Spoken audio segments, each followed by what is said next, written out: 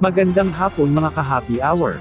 At narito ang mga balita para sa MBC TV Network News Update, 5 PM edition.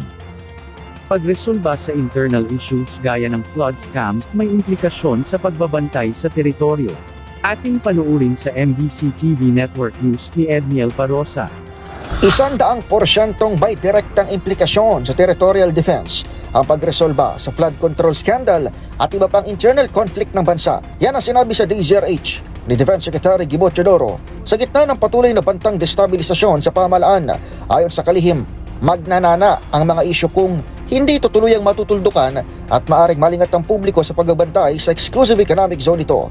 Kabilang sa mga halimbawa ni Teodoro ay ang patuloy na paghimok sa kasundaluhang bumaliktad sa duly elected president na siya rin Commander-in-Chief ng Armed Forces of the Philippines. Tuloy-tuloy yan kasi pag nagpahinga tayo dyan, biglang papasukin yan. Ang China agresibo sa ganyan, ano? And then, kaya nga ito, kailangan talaga maparusahan ang mga nasa likod nitong flood scam at iba pang mga scam na nangyari, ano? Dahil sa kakunting tao, tingnan nyo ang nangyayari sa bansa. Kamakailan lamang, ibinunyag ni Senator Ping Lacson na may mga humihimok sa kanyang sumali sa isang civil-military junta.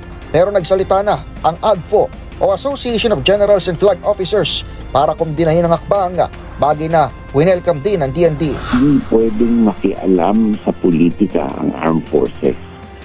Kaya tama lang, ibig sabihin, ang mga nauna sa mga kasulukuyang namumuno sa armed forces nagsasabi na tama ang inyong ginagawa. Mula sa Camp Aguinaldo para sa MBC TV Network News, ako si Edniel Parosa ng DZRH. Una sa Pilipinas, una sa Pilipino.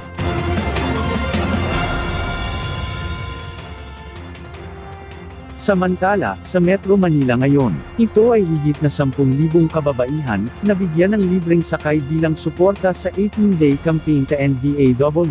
Matagumpay na naisagawa ng Land Transportation Franchising and Regulatory Board National Capital Region ang libreng sakay para sa mga babaeng pasahero sa Metro Manila kahapon. Ito ay isinagawa ito ng LTFRB-NCR at piling transport service entities bilang suporta sa 18-day campaign to end violence against women. Ayon kay LTFRB-NCR Regional Director Attorney Zono Rosset Tamayo, ang libreng sakay ay ipinatupad mula umaga hanggang hapon sa mga pangunahing ruta sa Metro Manila. Umabot sa 10,005 babaeng commuters ang nabigyan ng libreng sakay. Natuwa naman ang mga kababaihan at binibigyan pansin ng LTFRB at ng transport service entities ang usapin ng pagpapatigil sa karahasan sa mga kababaihan, at ang pagpapahalaga sa kanilang kaligtasan sa paggamit ng pampublikong transportasyon.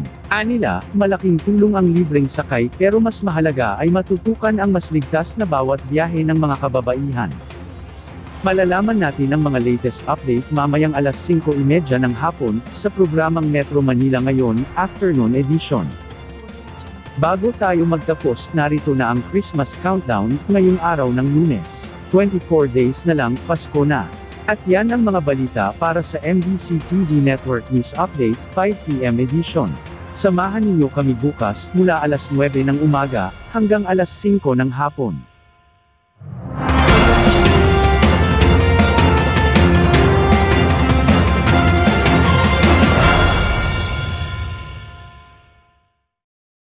Mga ka-happy hour, kung gusto mong manood ang mga balita sa MBC TV Network News Update, mag-subscribe sa aming YouTube channel, i-like ang aming Facebook page, at i-follow sa aming TikTok account.